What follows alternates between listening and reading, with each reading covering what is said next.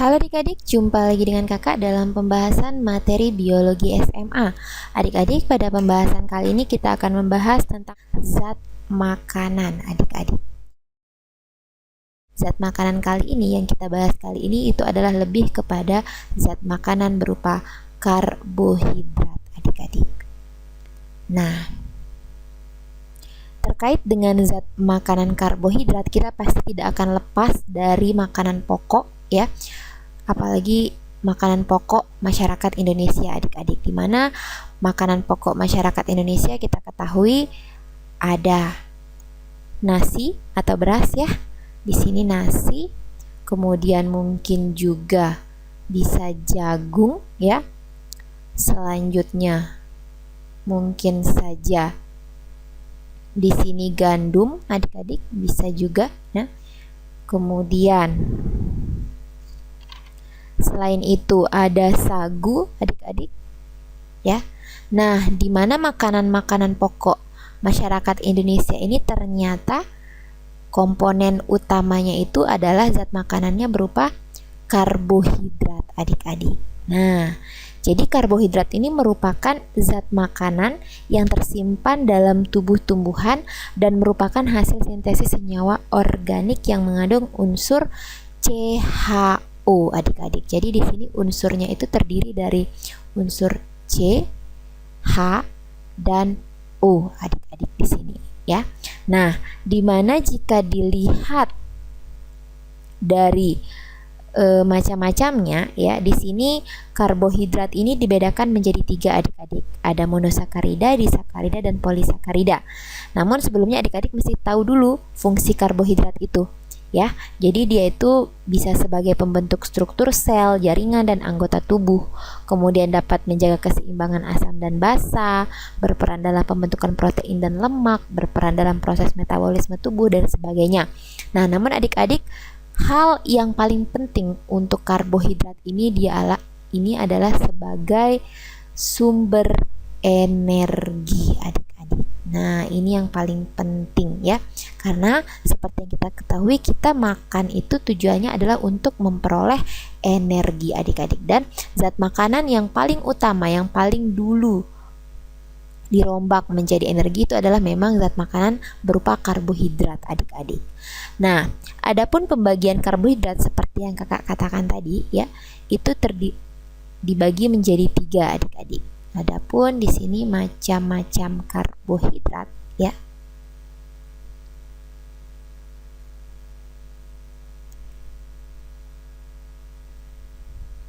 Di sini macam-macam karbohidrat ya.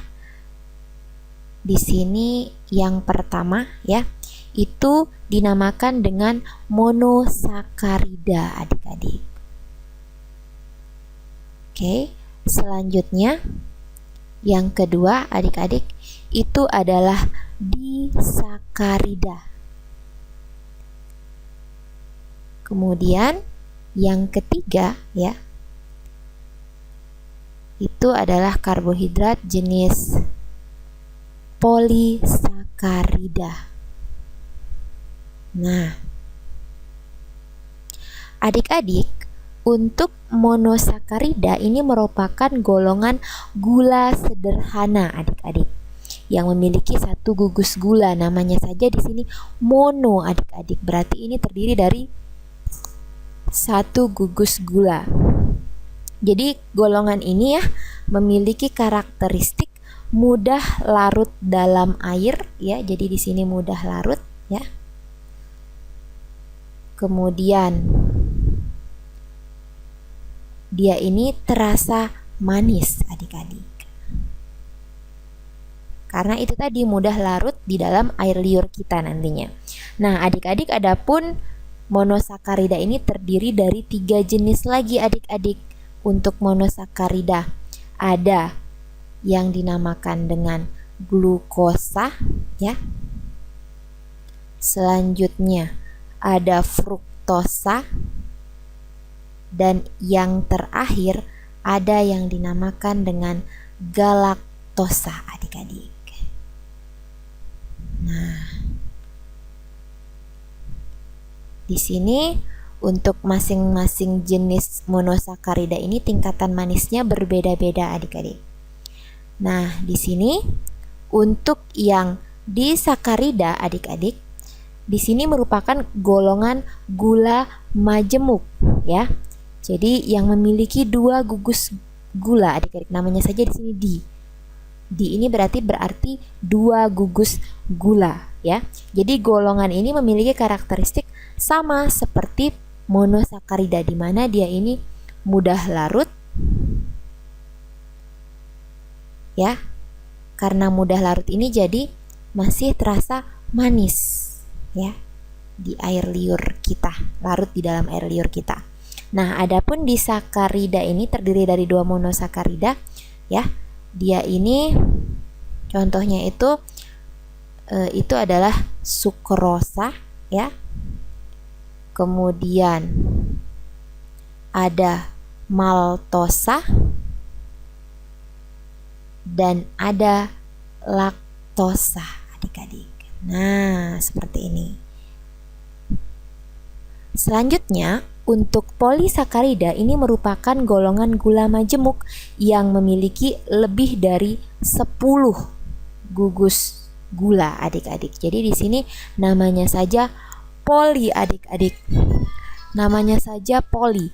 Berarti dia ini memiliki gugus gula lebih dari 10 adik-adik. Nah, jadi golongan ini memiliki karakteristik berbeda dari monosakarida dan disakarida adik-adik. Ya, dimana dia ini memiliki karakteristik tidak terasa manis karena dia ini tidak dapat larut dalam air. Jadi dia ini tidak larut ya. Kemudian dia tidak larut dalam air ya. Di sini tidak larut dalam air ya. Tetapi dia ini larut dalam koloid adik-adik dan tidak dapat melewati membran semipermeable. Dia ini tidak larut dalam air sehingga dia ini tidak terasa manis adik-adik. Nah, jadi biasanya karbohidrat yang terdapat di makanan ya, seperti nasi, jagung, gandum, dan sagu, itu adik-adik biasanya merupakan zat makanan karbohidrat yang berupa polisakarida. Mungkin sering kita kenal ada istilahnya amilum adik-adik. Nah, nanti amilum itu dapat diserap oleh tubuh kita apabila sudah dirombak ya, sudah melalui tahapan metabolisme, dalam hal ini katabolisme, menjadi monosakarida adik-adik. Kalau sudah dalam bentuk glukosa, fruktosa, atau galaktosa, maka akan lebih mudah diserap oleh tubuh kita. Oke adik-adik, demikian penjelasan kakak tentang zat makanan, khususnya zat makanan karbohidrat. Tetap semangat dan sampai jumpa pada konten selanjutnya.